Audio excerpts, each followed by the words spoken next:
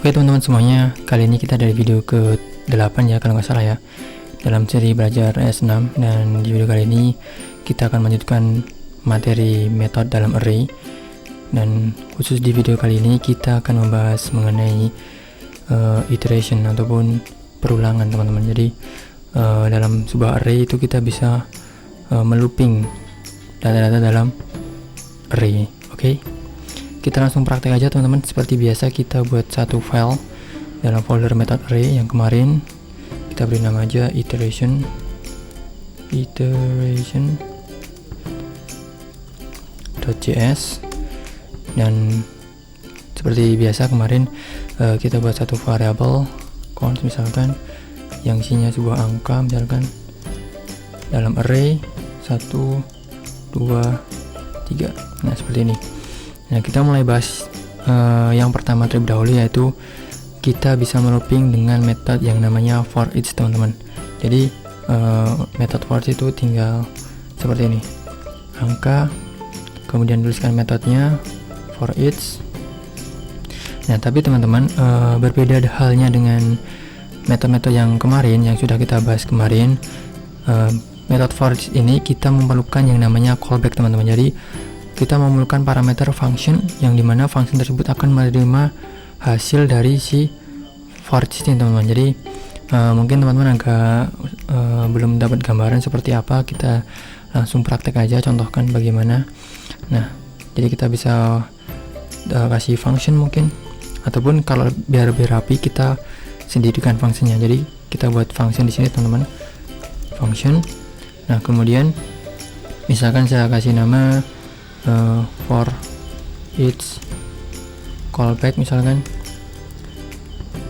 Nah nanti hasil dari loopingan si method for each ini teman-teman. Jadi ketika sudah berhasil for each data yang ada di sini, itu akan ada 3 parameter teman-teman. Jadi parameter pertama itu adalah value-nya ataupun hasil loopingannya, kemudian yang kedua itu index number-nya, kemudian yang ketiga itu array-nya, data array-nya teman-teman. Jadi kita bisa kasih seperti ini, value misalkan, kemudian index number-nya, kemudian baru si array. Nah ini kalau kita return teman-teman ke console.log value, index, dan array, kemudian function ini kita taruh ke dalam function ataupun metode si for each callback. Nah seperti ini. Kalau kita cek di browser, kita buka file HTML-nya, jangan lupa dirubah terlebih dahulu di bagian script src ke file iteration, kemudian kita buka di browser. Nah teman-teman bisa lihat di sini kita mendapatkan pertama value-nya 1, 2, dan 3 berurutan semuanya, karena memang di sini kita naruhnya urut ya teman-teman ya. Ini kalau kita rubah misalkan 2-nya yang pertama, kemudian 1 yang di tengah, kita save. Nah di sini nggak urut ya, tapi tetap berdasarkan penempatannya ya teman-teman ya. Jadi urutannya berdasarkan penempatan data di dalam array ini. Kemudian di sini kita cek yang data yang pertama itu adalah data hasil loopingan, kemudian index numbernya 0, 1, 2, kemudian baru data array-nya teman-teman. Untuk biar lebih jelas kita bisa kasih string misalkan 1, 2, 3.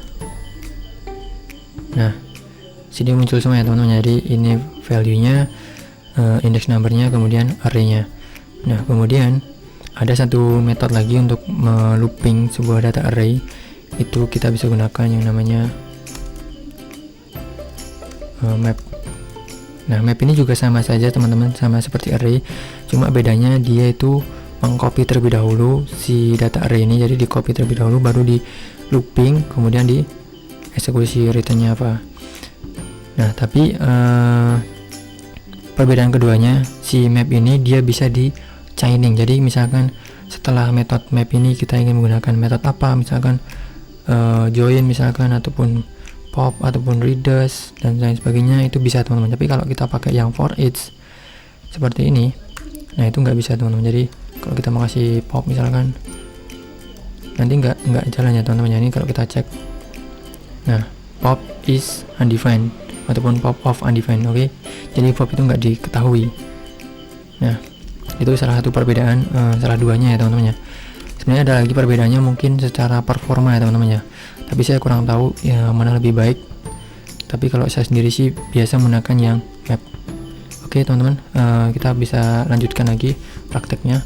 Jadi kita buat function, tapi biar nggak terlalu lama kita copy aja di sini. Semakin banyak kita mencoba, maka ingatan kita ini juga semakin kuat teman-teman. Jadi diusahakan teman-teman mencobanya sendiri tanpa harus copy paste. Oke.